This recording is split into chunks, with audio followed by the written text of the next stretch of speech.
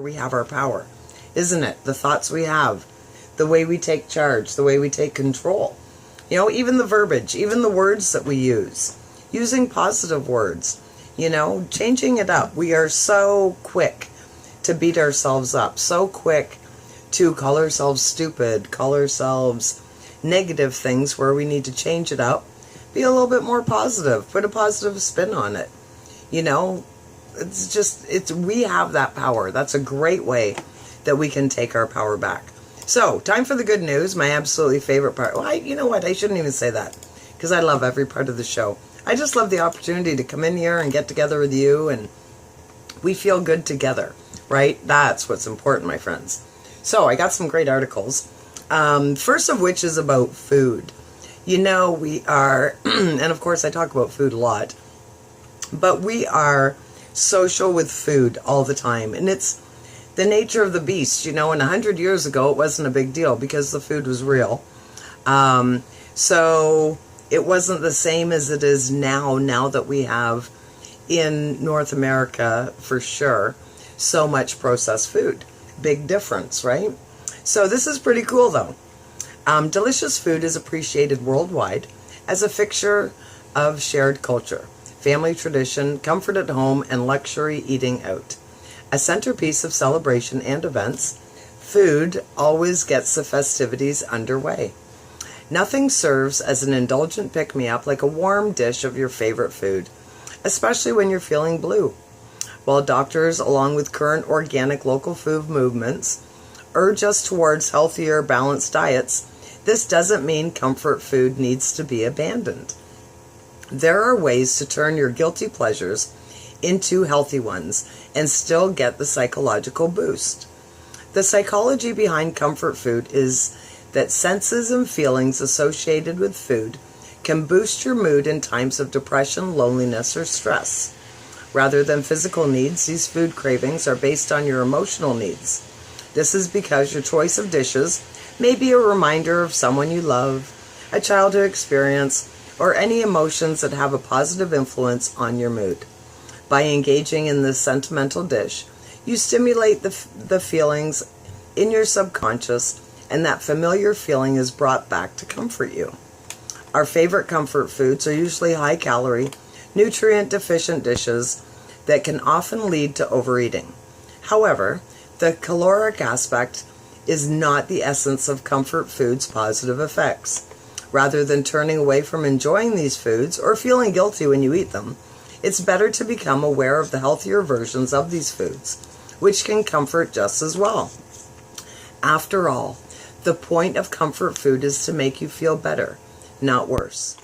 According to a paper published by the International Journal of Gastronomy and Food Science, comfort food can also be determined by basic tastes, like sweet and salty. So by recreating these key tastes, it can provide the same effect of comfort without having to reproduce a potentially unhealthy dish. There are so many food choices available to provide a variety of healthy, yet enjoyable versions of your go-to comfort foods. Whether it's pizza, macaroni and cheese, burgers and fries, or spaghetti, there are ways to make them healthy.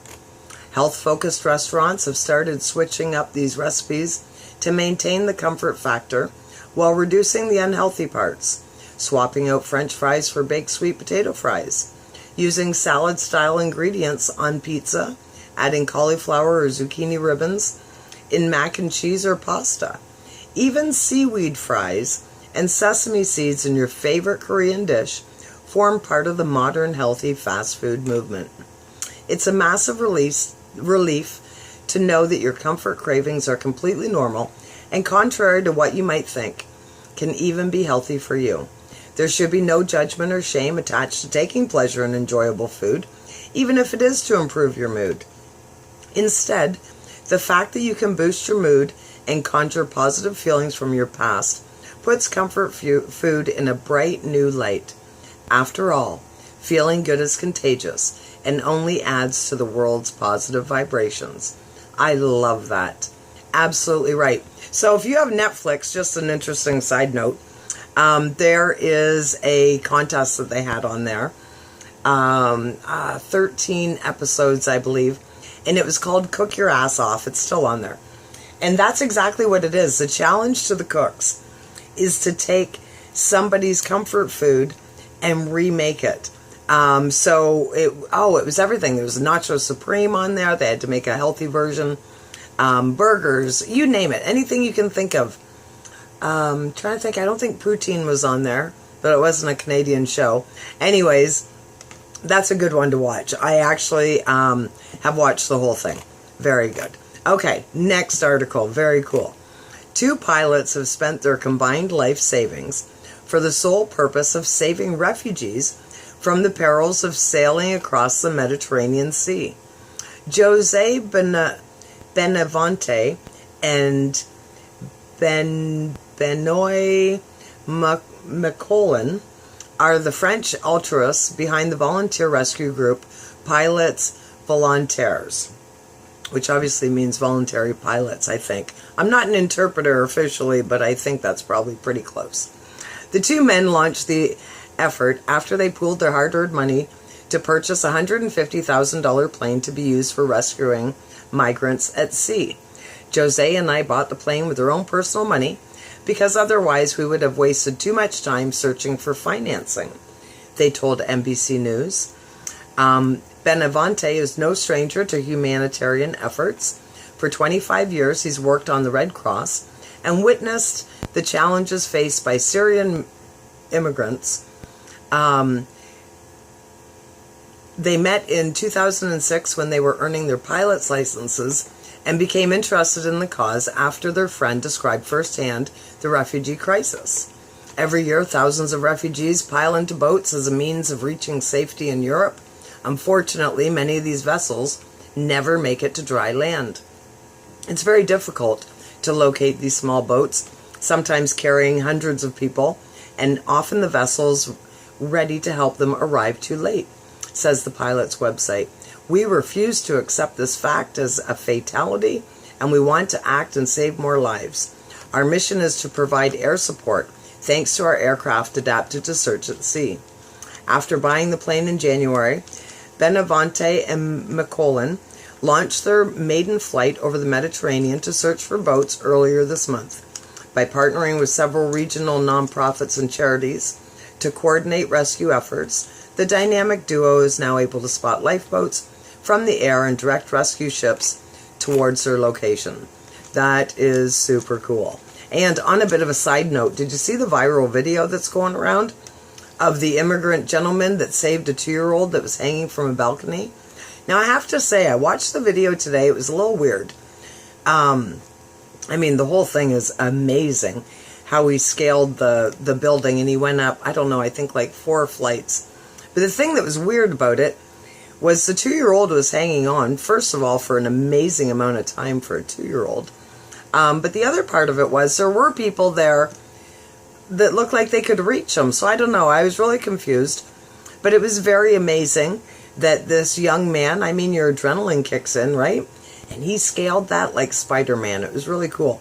And it actually reminded me of 30 years ago when